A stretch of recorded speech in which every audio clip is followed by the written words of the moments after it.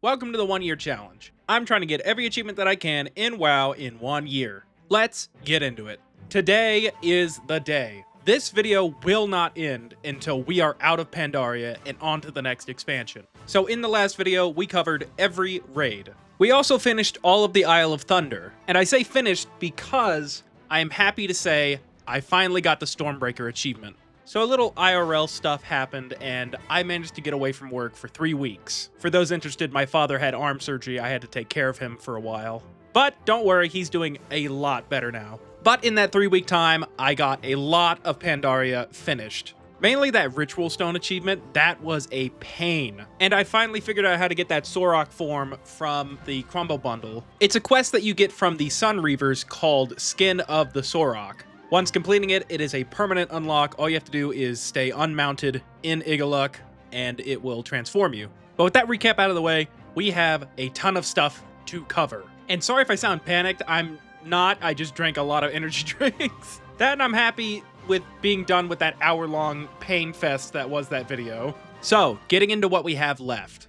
There are 4 things that we need to do before we can leave. Dungeons, scenarios, the Isle of Giants, and the Timeless Isle, all of which I'm going to attempt to squeeze into this video.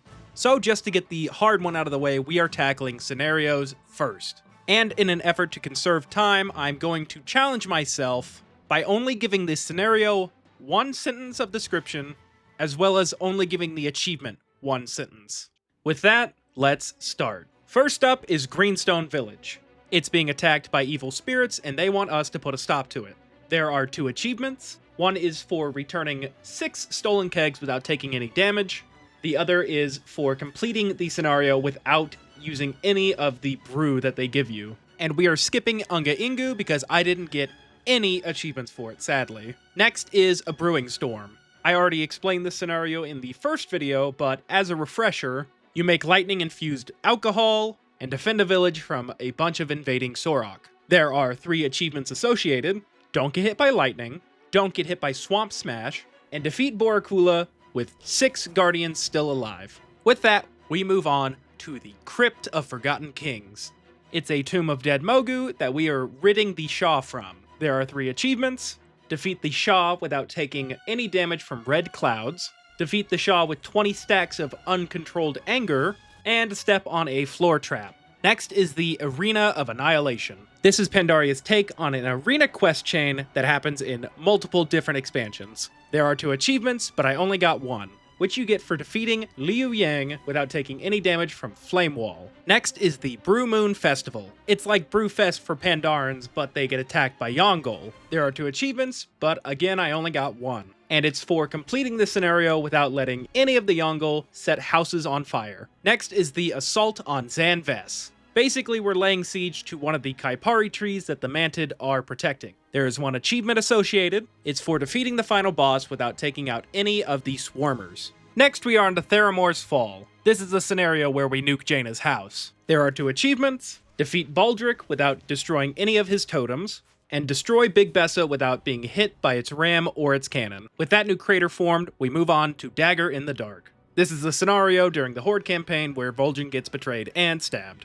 There are 3 achievements. Defeat Rakgor without standing in any of the healing wards. Destroy all Sorok eggs before Broodmaster Noshi reaches 20% health. And take out 3 reinforcements using the Lizard Lord's water jets. Next up is A Little Patience. The Horde has taken over Chi-Chi's house, and the Alliance are trying to take it back. There are 5 achievements. Each one is for aiding in the construction of either the Pandaran, the Gnome, the Jinyu, the Night Elves, or the Dwarf defenses in the scenario. Next up is the scenario Domination Point. It's being attacked and we have to stop it. There are 2 achievements. Use every weapon and power-up, and make sure all 5 NPCs stay alive. Next is Battle on the High Seas. The Alliance and Horde are fighting each other on the ocean. There is only 1 achievement. Don't get hit by cannon fire at any point in the scenario. Next is Blood in the Snow. Varian helps the Dark Iron Dwarves deal with a Frost Troll uprising. There are 2 achievements. Find every basket of Shimmerweed, and don't let Hekima cast Hekima's Wisdom. Next is the Dark Heart of Pandaria. A bunch of goblins hired by Garrosh unearth Ysarge's heart, and we all know how that ended. There's only one achievement, and it's to pick up 3 special artifacts in the first phase of the scenario. And finally, all we have left is Secrets of Ragefire. Garrosh is building something behind this giant wall, and the Gob Squad were hired to figure out what it is. And again, there's only one achievement. Complete the scenario without any member of the Gob Squad taking damage. With that, there's only really 3 achievements left, and I'm not going to mention the ones for running them on Heroic. That one's kind of self-explanatory. The ones I'm talking about are Senator Day, Queuing Spree, and Pub Crawl. And thanks to Unga Ingu, I was not able to get Pub Crawl, and I was not able to get Queuing Spree, but I did get over halfway.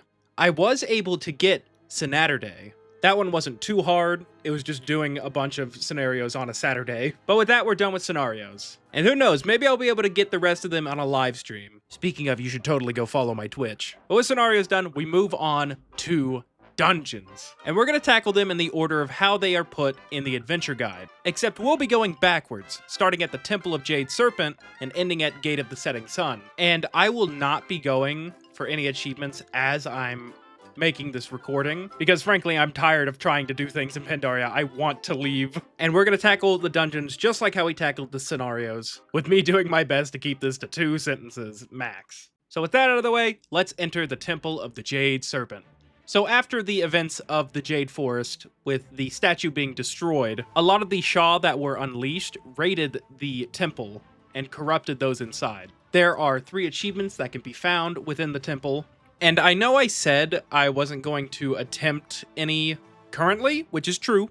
I have not done that. After I had finished making the last video, I did make an honest attempt to get a couple more. So if you see me in my raid gear, that's why. And one of those achievements I managed to get was the Cleaning Up achievement, which until recently was bugged. All you have to do is defeat Wise Mari, get a debuff, and defeat the Shah of Doubt. This next achievement can only be done in Heroic difficulty. During the Shah of Doubt fight, he will summon a copy of yourself, and there will be 4 seeds that spawn in the room. Collect those before defeating the Shah of Doubt to get this achievement. And the last achievement is just to defeat Wise Mari without being hit by corrupted water, Hydrolance, or Wash Away. Next dungeon up is the Storm Stout Brewery.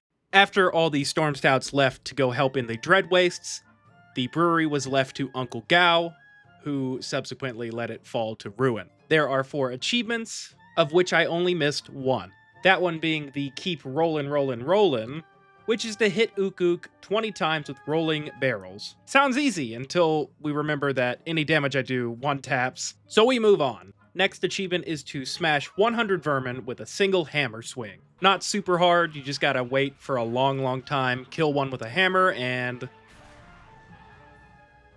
These next 2 achievements are a little tricky. This one is to get this Hosen Klinger to let go of this banner. The way to do it is to get a hammer and then smack one of the ones holding a bomb, and it should fly up and knock him off. And the final achievement is to collect all 30 golden hoplings hidden around the brewery. It isn't too hard, if not a little time-consuming, and to see them you have to buy a special brew off of one of the NPCs inside. Next up is the Siege of Neozao Temple. The Mantid have decided to build a bridge over to Neozao's temple to lay siege, and we have to stop it. There are 3 achievements, of which I only got 1, which is to defeat Commander Vojak after taking out the Amber Wing. I don't know how to cross the bridge for this one. If you do, please let me know. And I can't get Return to Cinder because 1 tap. Next dungeon is the Shadowpan Monastery. The monastery was a prison for 3 Shah. The Shah of Violence, Hatred, and Anger. Thanks to the war erupting across the Kunlai summit, the Shadowpan were distracted enough for all 3 to break loose. There are 3 achievements inside. One is to bow to all the novices after defeating them before the Master Snowdrift boss fight. Super easy, just make a macro for it. Next is to defeat all the Shah imprisoned in the chambers before defeating the Shah of Violence. All you have to do is pull this lever and then defeat all the ones that come out. And the final one is to defeat Taranzu while being at maximum hatred. Again, super easy, just wait until your screen glows red and then attack Taranzu. And now for these next 3, we're going to take a step out of Pandaria. For whatever reason, Blizzard decided to revamp Scholomance, Scarlet Monastery, and Scarlet Halls in the Pandaria expansion. And since they're in this expansion, we have to do them. So first up is the Necromancy School of Scholomance. It is what its name implies, and we are here to put a stop to it.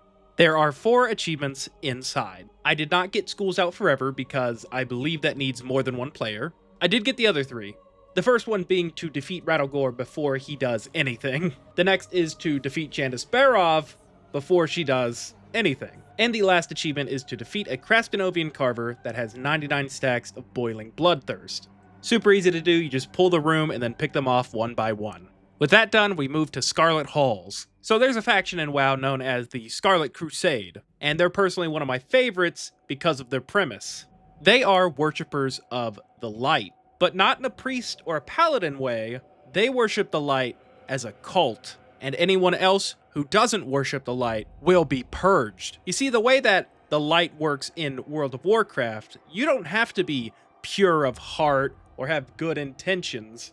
You just have to believe that you are worthy of the light. But enough lore dumping, let's head inside.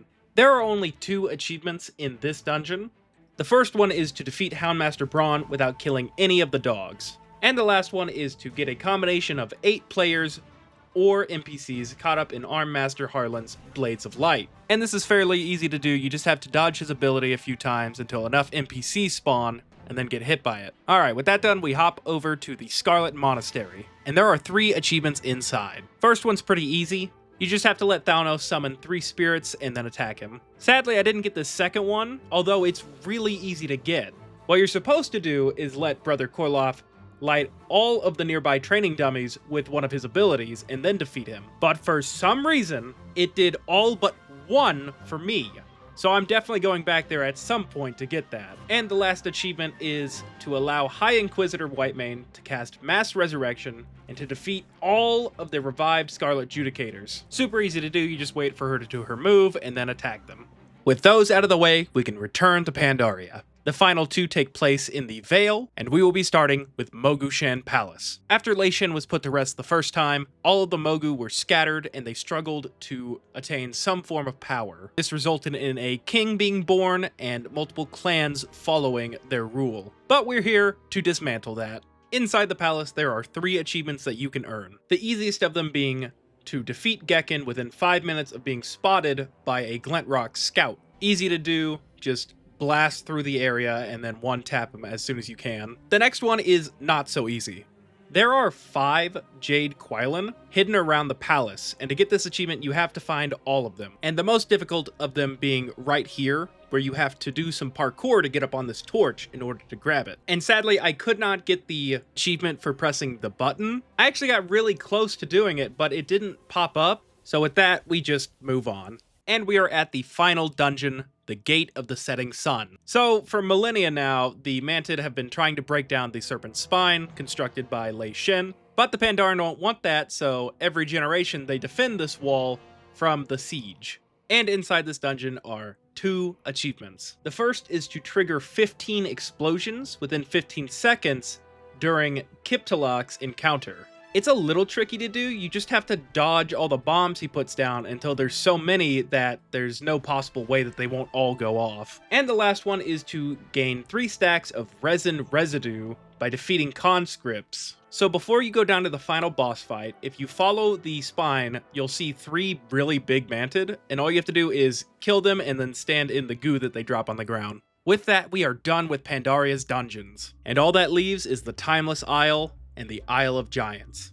And we're going to tackle the Isle of Giants next. And there's only really 3 things to do, that being Undasta, farming mobs for the eggs that can give you raptor mounts, and turning in bones to get the Bone White Primal Raptor off of this NPC. Undasta is probably the easiest, all you have to do is go up to him and one-tap.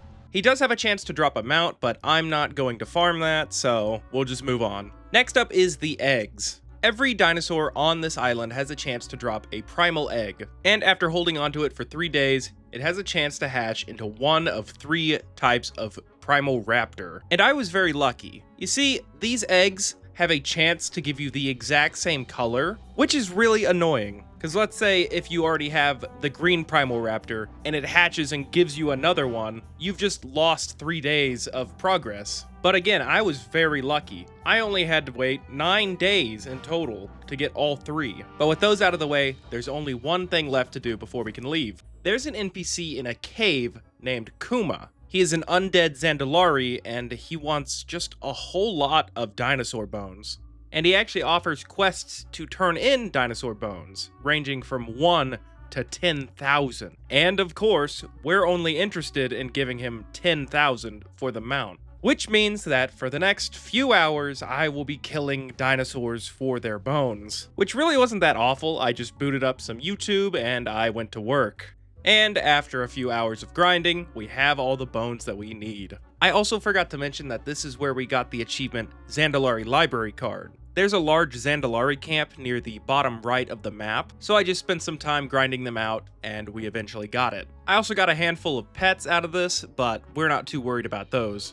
But with the Isle of Giants done, all we have left is the Timeless Isle. So without further ado, let's fly over. And upon reaching the shore, we're ripped off of our mount. I guess we're not allowed to fly here. The lore for the Timeless Isle is a little mysterious. It's an island that just exists out of time. And because of this, the Bronze Dragonflight have taken interest. I'll talk about them later, but basically they just guard the true timeline of World of Warcraft. And it's thanks to them that I'm able to do this challenge. But enough about lore, we're here to get some achievements. Now there's roughly 16 that you can get on the Timeless Isle, of which I only obtained 9, so we're just going to talk about those. The first is Pilgrimage. There are these shrines all around the island that give you a blessing from one of the 4 Celestials, and getting all 4 nets you this achievement. Next is the Extreme Treasure Hunter achievement. There are 3 chests hidden around the island that are extremely hard to get to. The first one being the Gleaming Treasure Chest. All you have to do is parkour your way across these pillars. Next is the Rope-Bound Treasure Chest. All you have to do is cross these ropes. And the final chest, the Mist-Covered Treasure Chest. On the bridge leading to Ordos, there is a statue of a crane, and after interacting with it, it will shoot you up into the air, where you can obtain one of these chests for the achievement. Next achievement is Timeless Nutriment. This one's fairly simple. All you have to do is interact with the various food items all across the island. Next achievement is Killing Time. You get this for hunting down everything on this list. It was pretty easy, if not a little time consuming. Next is the Timeless Legends achievement. There are 4 artifacts that can spawn all around the island. All you have to do is equip them to get this achievement. Next is the meta achievement, where there's pirates, there's booty. Wasn't too terribly difficult to obtain all 3 of these. The only tricky one is the Blackguard's Jetsam. It's in an underwater cave on the left side of the map. Next achievement up is Rollo's Riddle. Somewhere around the island is a mound of dirt. Interacting with it starts this quest, which eventually leads you to this tree up by Ordos' temple. With the riddle solved, we move on to the Eyes on the Ground achievement. Much like the Timeless Nutriment achievement, you get this one for interacting with various treasure spots around the island. Again, not very difficult, and the trickiest one being the giant clam, which is down in the water around the island. And finally, I got the Treasure Everywhere achievement. And much like its name implies, there's multiple chests all around the island that you have to interact with to obtain this achievement. The moss-covered chests were fairly easy to find. They're just about everywhere. The skull-covered chest is found within a cave by the Celestial Court. The blazing chest can be found up in the Ordon Sanctuary. You can get up there by using that crane statue I talked about earlier. Just make sure not to go into the main area or you'll be teleported out. You can find the smoldering chests in the 2 Yongol camps leading up to Ordos' sanctuary. And the 4 sturdy chests are a little bit more difficult. The easiest of them is just over by where the frogs are, and 2 of them are up on these plateaus near the beginning of the island. In order to get up to them, you have to taunt a high-wind albatross so it will carry you up there. I ended up using the Red Rider air rifle, but if you have a class that can taunt, that works as well. And finally, the hardest one to get is hidden behind this wall. And you can only break down this wall by using one of those artifacts I talked about earlier. The hardest part about this is actually finding the artifact. But once you have it, all you have to do is run up to this wall and use the ability it gives you. With the wall tore down, we can finally get the achievement. Now, I know I said that was the last achievement that I got, but during my 3 weeks off, I decided to grind out the Emperor Xiaohao reputation. I also managed to grind out 80,000 of the timeless coins. One of the mounts I've always wanted but never could get was the Heavenly Golden Cloud Serpent. Now sadly I'm out of time for this expansion, as it's been 6 months, but who knows, maybe I'll grind out that 20k at a later date. For now, we are done with Pandaria, or as all of you are calling it, Pantsdaria. But that means we can finally retire Grab'em. Sorry to all the people who thought I was taking him through every expansion, but that's not what I had in mind. Instead, we're making one character per expansion. So without further ado, let's dust off the wheel and get to spinning. First is the expansion.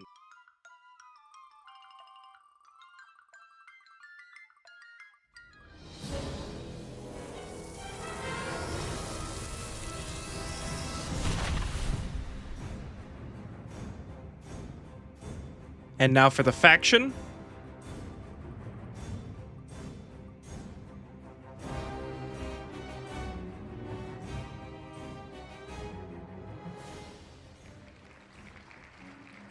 Ugh. And don't worry, I heard all your complaints. I put any race that you could play during the Legion expansion.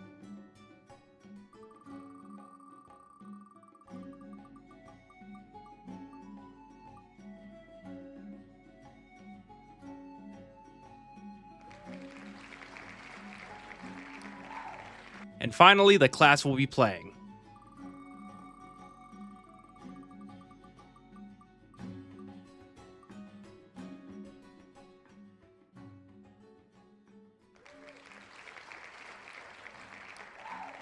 With our character made, we are ready to start the Legion expansion. But that'll have to wait for next episode. I'd like to thank you guys for watching. It's been a pleasure doing the Pandaria expansion. And if you've made it this far into the series, you might as well like and subscribe. And if you're feeling up for it, I'm actually going to start working on making channel memberships for YouTube. And I still have my Patreon if you want to support me through that way as well. Either way, thank you for watching.